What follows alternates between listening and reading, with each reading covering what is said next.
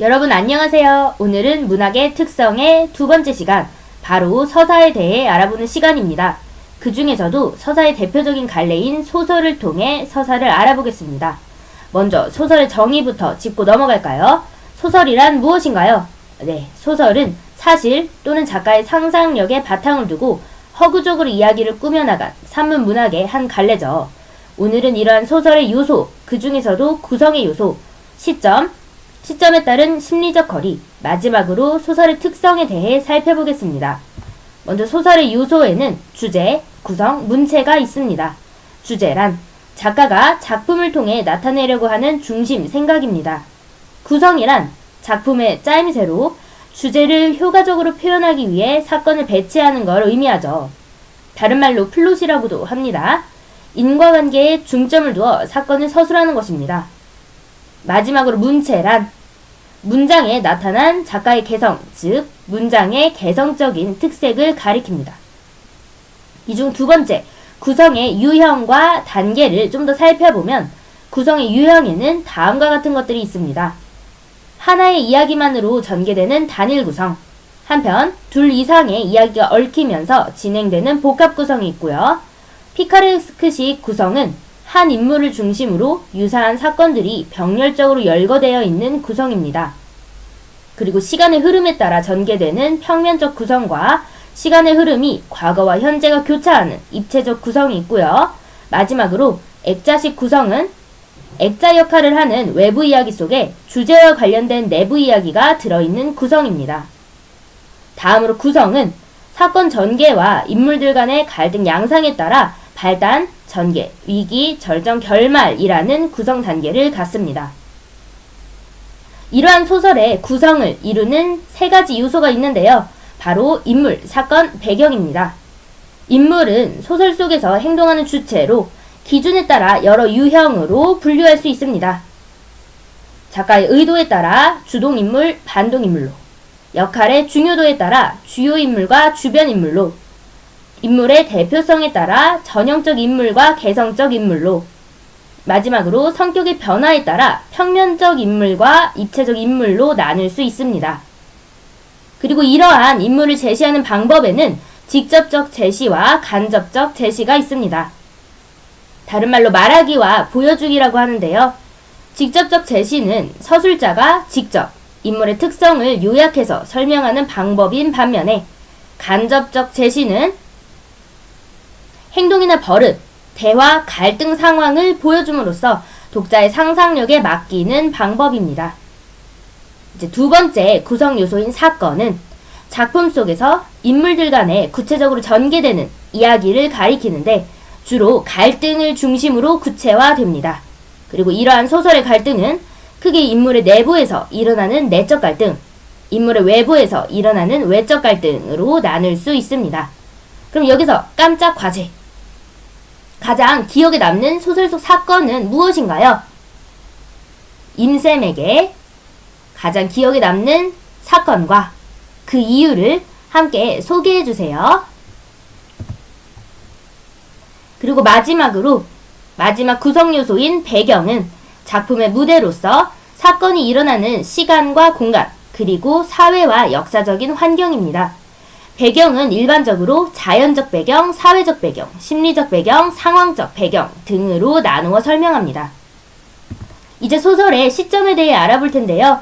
소설 속에서 이야기를 독자에게 전달하는 존재가 바로 서술자죠. 이런 서술자가 어떤 위치에서 어떤 태도로 이야기하느냐에 따라 소설의 시점이 만들어집니다. 시점은 크게 네 가지로 나눌 수 있는데요. 먼저 소설 속에 나라는 1인칭 대명사가 등장하면 1인칭 시점이 됩니다.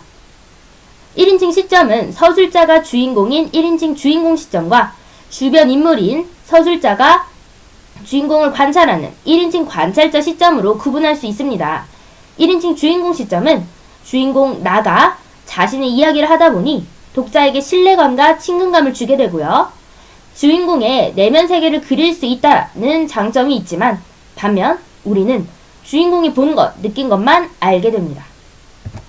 1인칭 관찰자 시점은 나가 관찰자로 주인공의 이야기를 하다 보니 주인공의 내면을 숨겨져 있게 되기 마련이죠. 인물의 초점은 주인공에게 있고요.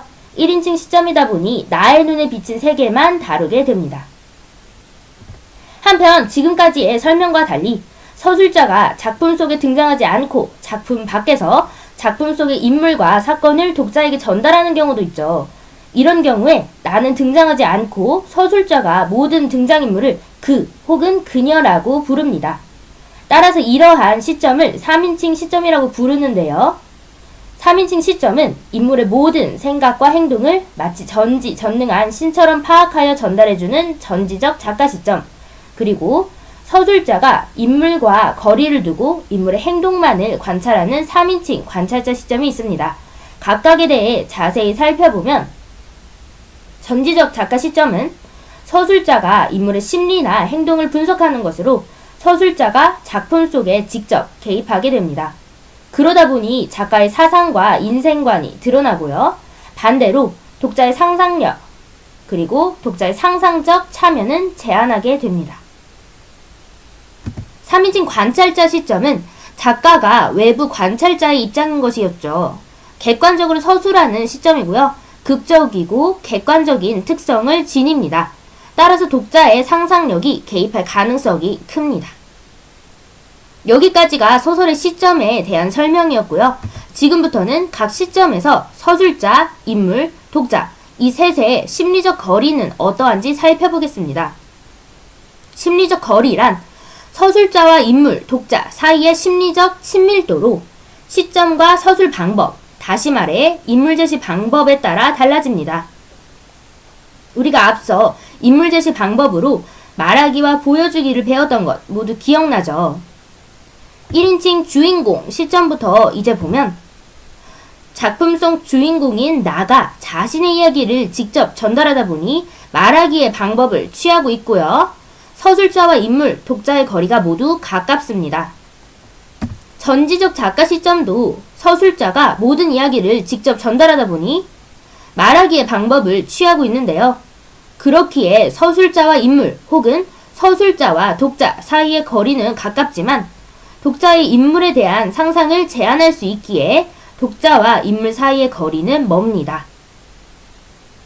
반면 1인칭 관찰자 시점과 3인칭 관찰자 시점은 관찰자의 입장이다 보니 보여주기의 방법을 취할 수밖에 없습니다.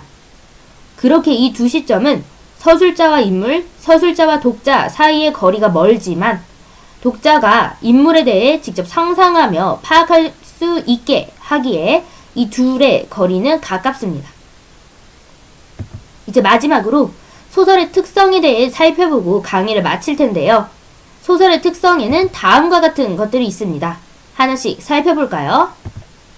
먼저 소설은 현실에서 소재를 취하지만 작가의 상상력에 의해 새롭게 꾸며졌기에 허구성을 지니며 현실에서 실제 일어날 수 있는 사건이나 존재할 만한 인물을 그림으로써 그럴듯하다고 수긍할 수 있기에 개연성을 지닙니다. 또 허구의 세계지만 그걸 통해 인생의 참모습과 의미를 깨닫는 계기를 주기에 진실성이 있고요. 주로 서술, 대화, 묘사에 의해 쓰여지기에 산문성을 지닙니다. 서사성은 소설이 인물, 사건, 배경을 갖추고 일정한 시간의 흐름에 따라 진행되는 이야기의 형식을 지니기에 붙여졌고요. 특정한 교훈을 전달하기에 교훈성을, 그리고 소설이 속한 문학 또한 언어로 표현되는 예술이기에 예술성을 지닙니다. 이상으로 아쉽지만 서사에 대한 수업은 모두 끝이 났습니다.